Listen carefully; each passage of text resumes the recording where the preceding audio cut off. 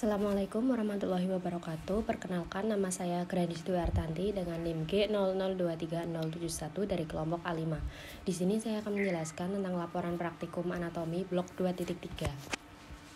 Yang pertama itu area Brodmann. Jadi area Brodmann itu ada macam-macam ya. Yang pertama itu area 4 yang disebut dengan area motorik primer, yaitu mengontrol gerakan volunteer wajah dan ekstremitas. Lalu dia itu berkaitan dengan tractus pyramidalis. Lalu yang area 6 itu area motorik sekunder, dia berkaitan dengan tractus extrapyramidalis. Dia mengendalikan gerakan volunteer.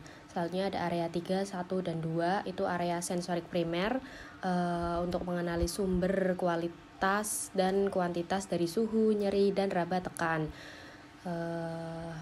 Lalu area 43 itu area gustatorik, dia itu mengenali rasa melalui indera pengecapan. 44 dan 45 itu area bicara motorik atau bisa disebut dengan area Broca, itu mengontrol aspek bicara motorik. Dan bicara sensorik itu 39, 40 dan 22 atau bisa dikenal sebagai area Wernicke, dia untuk pengolahan, pemahaman dan interpretasi bahasa baik lisan maupun tulisan. Lalu yang auditori primer itu area 41 dan 42, dia itu untuk kemampuan menerima rangsang suara. Lalu yang auditori sekunder itu area 22, dia area interpretasi dan asosiasi pendengaran. Lalu area visual primer itu area 17, dia kemampuan menerima rangsang cahaya.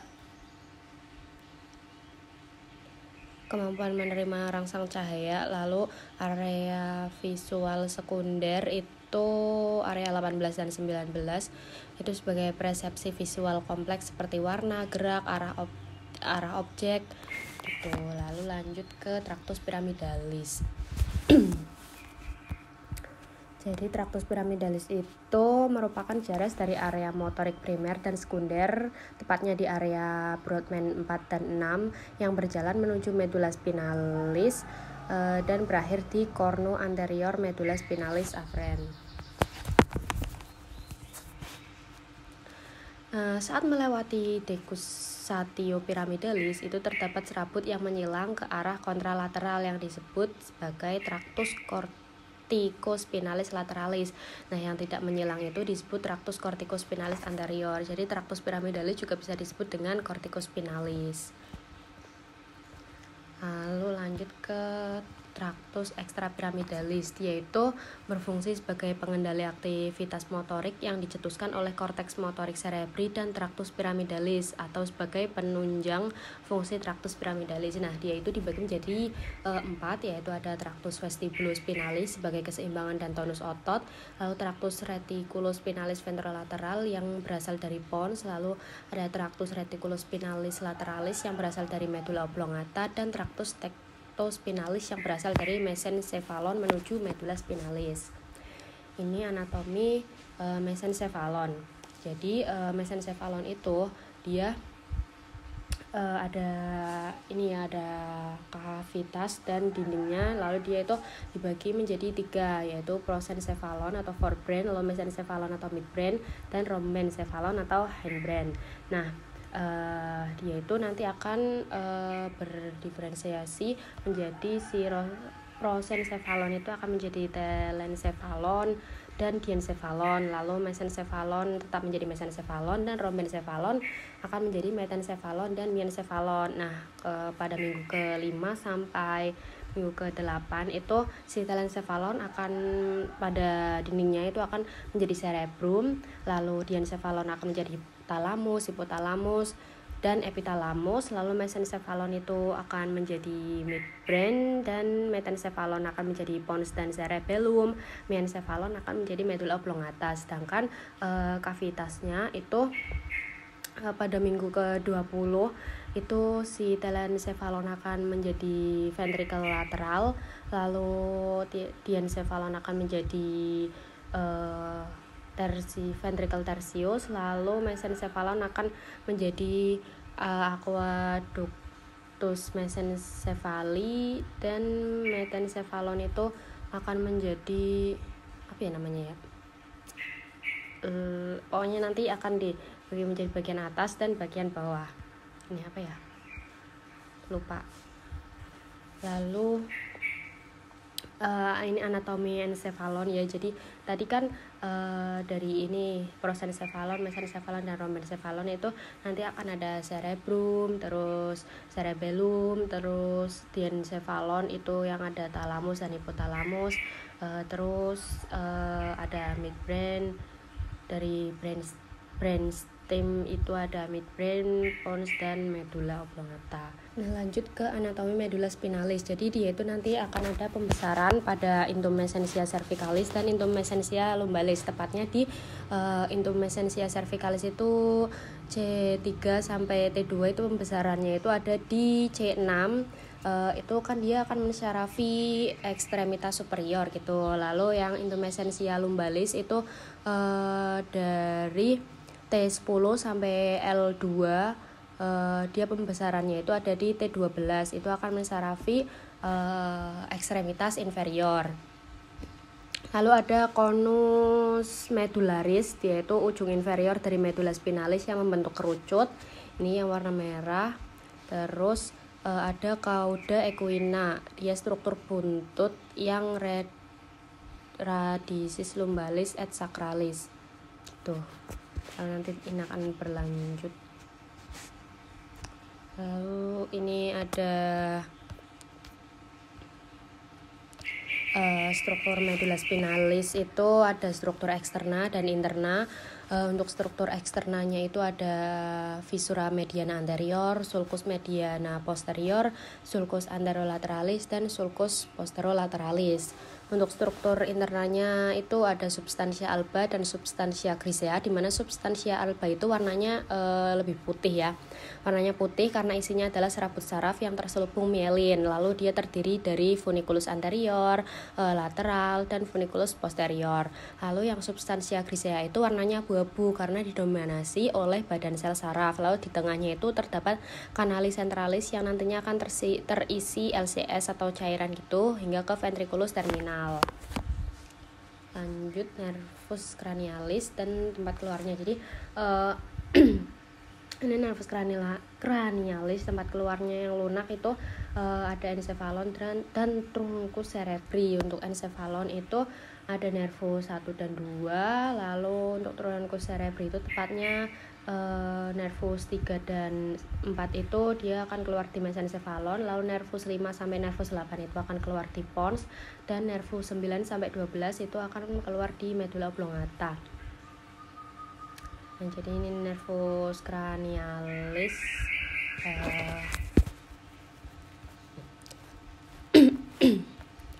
Dan tempat keluarnya. Jadi untuk nervus yang pertama itu nervus 1 itu nervus olfactorius, dia akan keluar di bulbus olfactorius. Lalu nervus opticus itu di chiasma opticum, nervus olfactorius di fossa interpeduncularis, lalu nervus trochlearis, lalu nervus 4 itu di caudal colliculus inferior, dan nervus trigeminus di brachium pontis, nervus abducens di sulcus bulbopontinus, dan nervus facialis itu di angulus cerebellopontinus, lalu nervus vestibulocochlearis itu di angulus cerebellopontinus juga, lalu nervus glossopharyngeus dan nervus vagus, terus nervus accessorius itu di sulcus posterolateralis, dan yang terakhir nervus hipoglossus itu di sulcus anterolateralis.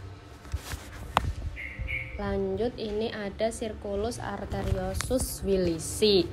Jadi dari anterior itu ada arteri karotis interna yang di anterior, lalu dia akan bercabang menjadi arteri cerebri anterior dan arteri cerebri media. Ini arteri cerebri anterior yang ini, lalu yang ini middle cerebri artery, dia akan dihubungkan oleh arteri communicating anterior. Lalu kalau dari posterior itu ada dua arteri vertebralis, ini yang ini, terus nanti akan bersatu menjadi arteri basilaris. Dia yang memvaskularisasi turun ke cerebri, kemudian akan bercabang menjadi arteri cerebri posterior. Dan dua arteri cerebri anterior dihubungkan oleh comunicans anterior kan yang ini. Lalu untuk arteri cerebri posterior dan yang ini sama yang medial, arteri cerebri medial itu dihubungkan dengan arteri comunicans posterior. Lalu jalur penglihatan itu di media refrakta, jadi awalnya dari kornea, lalu aqueous humor, lensa dan vitreous humor, lalu dilanjutkan ke retina. Dia nanti akan diterima oleh sel fotoreseptor, yaitu ada sel batang dan sel kerucut. Lalu dia itu nanti kalau yang nasal itu nanti akan ditangkap oleh yang temporal, dan yang temporal akan ditangkap oleh nasal. Lalu dia akan menuju ke kumpulan akson. Terus si yang nasal itu dia akan bersilangan di chiasma opticum. Lalu menuju ke tractus opticus dan lanjut ke nucleus geniculatum lateralis, lalu ke radiatio optica, dan terakhir ke area 17 di lobus occipital. Lalu ini otot mata. Jadi ini otot yang menggerakkan bola mata, itu ada musculus obliquus superior, musculus levator palpebra superior, musculus rectus superior, musculus rectus medialis, dan yang lain-lainnya. Ini ada fungsinya ya. Jadi untuk musculus levator palpebra superior itu dia akan mengangkat palpebra superior. Kalau musculus obliquus superior dia untuk abduksi, depresi, dan rotasi medial. Musculus obliquus inferior untuk abduksi, elevasi, dan rotasi lateral. Lalu musculus rectus superior itu untuk abduksi, elevasi, dan rotasi medial. Lalu musculus rectus inferior untuk abduksi, depresi, dan rotasi lateral. Musculus rectus medialis untuk abduksi, dan rectus lateralis untuk abduksi. Lalu ini perbedaan syaraf simpatis dan parasimpatis. Jadi dilihat dari distribusinya, itu simpatis itu segmennya thoracolumbar, itu ada kulit, kelenjar keringat, musculus erector pili, jaringan adiposa, otot polos, pembuluh darah. Kalau yang parasimpatis itu segmennya craniosacral, terbatas pada kepala dan organ dalam dada, perut, dan panggul, lalu beberapa pembuluh darah. Untuk perbedaan lokasi preganglioniknya itu, yang simpatis itu cornulateralis atau nucleus intermediolaterales cornulateralis medulla spinalis atau NILCLMS. Segmen medulla spinalis, segmen thoracica 1 sampai lumbal 2 atau thoracolumbar, kemudian menuju ke ganglia trunkus simpaticus atau ganglion prevertebralis. Untuk yang parasimpatis yaitu nukleus saraf kranial 3, 7, 9, dan 10, dan substansia grisea medulla spinalis segmen sakral 2 sampai sakral 4 atau craniosakral. Dia akan menuju ke ganglion terminalis. Sedangkan perbedaan panjang aksonnya, si simpatis itu neuron preganglionik memiliki akson pendek dan neuropostganglionik aksonnya panjang. Sedangkan parasimpatis itu berkebalikannya, di mana preganglioniknya itu aksonnya panjang dan postganglioniknya itu aksonnya pendek. Lalu neurotransmitternya itu yang simpatis, si neuron preganglioniknya itu melepas asetilkolin, sedangkan neuron postganglioniknya itu melepas norepinefrin. Sedangkan parasimpatis itu dua-duanya, si preganglionik dan postganglionik itu melepaskan asetilkolin. Lalu untuk efek fisiologisnya itu, yang simpatis itu fight or flight, sedangkan parasimpatis itu rest and digest. Ini untuk modalitas saraf kranial. Jadi ada general dan spesial, di mana general itu akan ada 4, yaitu general somatic afferent dan general somatic efferent, lalu general visceral afferent dan general visceral efferent. Kalau yang spesial itu ada somatic afferent dan visceral afferent, somatic afferent, visceral afferent, dan visceral efferent. Gitu. Lalu ini ya, jadi makna dari itulah yang tadi itu apa sih? Jadi untuk GSE atau General Somatic Afferent itu untuk motorik untuk otot skelet umum. Lalu GVE itu General Visceral Afferent itu autonom parasimpatis, yaitu di kelenjar dan pupil. Lalu SVE atau Special Visceral Afferent itu motorik untuk otot skelet yang berasal dari branchial arch, otot pengunyah, mimik, musculus sternocleidomastoideus dan musculus trapezius, lalu otot laring dan faring. GVA General Visceral Afferent itu sensorik umum pada organ visceral seperti nyeri, suhu, raba, dan tekan. Lalu SVA atau Special Visceral Afferent itu sensorik untuk indera khusus derivat GI tract, seperti penciuman dan pengecap, ada hubungannya dengan makan. Lalu GSA General Somatic Afferent itu sensorik untuk tubuh seperti nyeri, suhu, raba, dan tekan. Lalu SSA Special Somatic Afferent itu sensorik untuk indera khusus dari tubuh, visual, keseimbangan, pendengaran, tidak ada hubungannya dengan makan. Lalu ini untuk nervusnya sendiri, masing-masing itu ada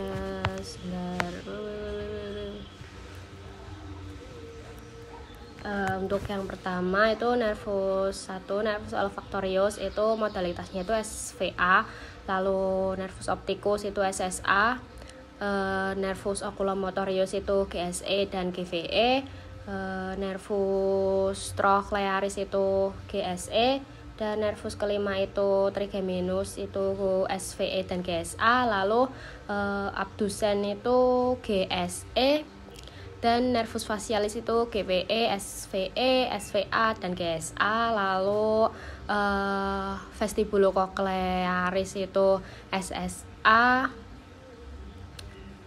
dan yang glossopharyngeus sama vagus itu sama ya, jadi GVE, SVE, GVA, SVA, dan GSA.